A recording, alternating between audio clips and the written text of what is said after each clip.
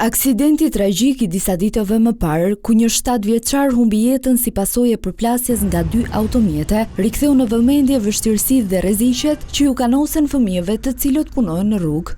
Janë të rrezikuar për t'u abuzuar fizikisht, për t'u abuzuar psikologjikisht dhe seksualisht. Për t'u abuzuar edhe nga pikpamja që kryejnë punë. Kujdesi social për fëmijët, kujdesi për fëmijët nuk është kur i tepër dhe duhet jetë i domosdoshëm.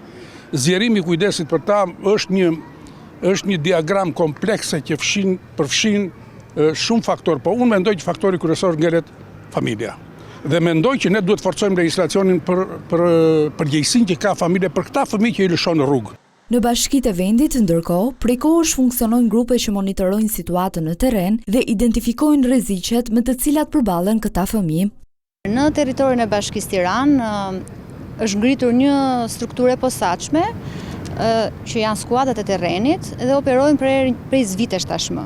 Roli këtyre skuadrave është që të identifikojë çdo fëmijë në rrezik apo në situatë rruge dhe nëpërmjet stafit psikosocial, të cilat përbëjnë këto skuadra, të bëjmë vlerësimin e shpejtë të rrezikut në të cilën ndodhet fëmia. Më pas, në bazë të vlerësimit të rrezikut, aktivizojnë sistemin e mbrojtjes të fëmijëve dhe shoqërojnë fëmijën drejt shërbimeve sipas vlerësimit që bëhet në terren.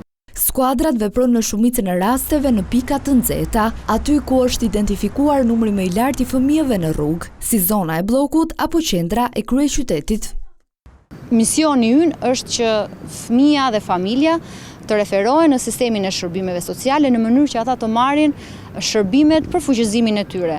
Të referohen pranë qendrave sociale të Bashkisë Tiranë, pranë strukturave për mbrojtjen e fëmijëve, të regjistrojnë prindrit në punë, në rastet kur fëmijët janë të pashoqëruar dhe skuadra e terrenit dyshon që ndaj fëmijës po kryhet një vepër penale, kuadri ligjor, çdo strukturë ngarkon me përgjegjësinë që të raportojë drejt strukturave të policisë së shtetit.